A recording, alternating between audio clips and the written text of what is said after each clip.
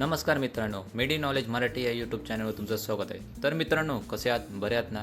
बरेच राहा। मी एक रजिस्टर फार्मासिस्ट आहे। मी माझ्या चॅनलवर विविध औषधांची माहिती देतो, त्यामध्ये ॲलोपॅथिक, आयुर्वेदिक सर्व काही गोष्टी सांगतो। आज मी तुम्हाला आयुर्वेदिक धारासना लेपबद्दल माहिती देणार आहे। चला तर व्हिडिओला सुरुवात करूया। धारासना लेप हा लेप पूर्ण आयुर्वेदिक असून या लेपचे खूप सारे फायदे आहेत। चला तर व्हिडिओमध्ये तुम्हाला लेपचे फायदे तोटे सर्व गोष्टी मी तुम्हाला सांगतो।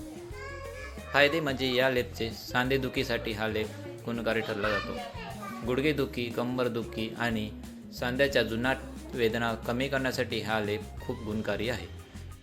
सूज कमी करणे म्हणजेच काय? दुखापतीमुळे किंवा वातदोषामुळे सांध्यांवर आलेली सूज हा लेप लावल्याने सूज उतरते। स्नायूंचा कडकपणा, शरीराचे स्नायू आखडले असतील किंवा कडक झाले असतील तर हा लेप लावल्याने स्नायू शिथिल होतात आणि रक्तभिसरण सुधारते। जिथे पायात वेदना होतात किंवा कळा येतात तिथे हा लेप लावल्यावर आराम मिळतो। पाय मुरगळणे किंवा लचक भरणे यासारख्या समस्या या लेपमध्ये त्वरित आराम देतात। तर मित्रांनो, हे झाले या लेपचे फायदे। आता आपण पाहूया नुकसान। धारासना लेप हा थेट नुकसान करत नाही, परंतु चुकीच्या पद्धतीने वापरल्यामुळे याचे काही थोडेसे साईड इफेक्ट होतात, म्हणजेच काय?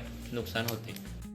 ज्यांची त्वचा अतिशय संवेदनशील असेल तर त्यांना हा लेप लावल्यावर खाज सुटणे, पुरळ येणे किंवा त्वचा लाल होणे अशा समस्या होतात। हा लेप उष्ण प्रकृतीचा असतो, त्यामुळे काही वेळा लावलेल्या जागी जास्त जळजळ होऊ शकते। त्वचेवर जखम असेल किंवा कापलेली असेल तर हा लेप लावू नये, कारण हा लेप लावल्यावर जखम चिघळू शकते।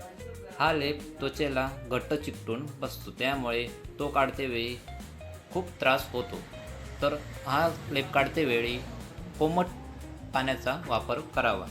गरोदर स्त्रियांनी किंवा लहान मुलांनी हा लेप लावण्यापूर्वी डॉक्टरांचा सल्ला नक्की घ्यावा। तर मित्रांनो, आपण आता याची वापरण्याची योग्य पद्धत बघूया। वेदना होत असलेला भाग कोमट पाण्याने स्वच्छ करून कोरडा करावा। थोड्या प्रमाणात लेप घेऊन हलक्या हाताने मसाज करावा। नंतर लेप लावल्यावर तो भाग कपड्याने झाकून ठेवावा, जेणेकरून तिथली उष्णता टिकून राहील।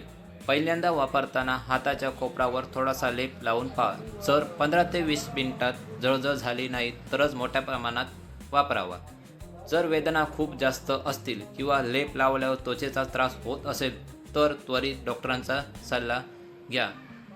तर मित्रांनो, एक महत्त्वाची सूचना, कोणताही लेप किंवा कोणतेही औषध घेतेवेळी डॉक्टरच्या सल्ल्यानुसारच घ्या, ही नम्र विनंती।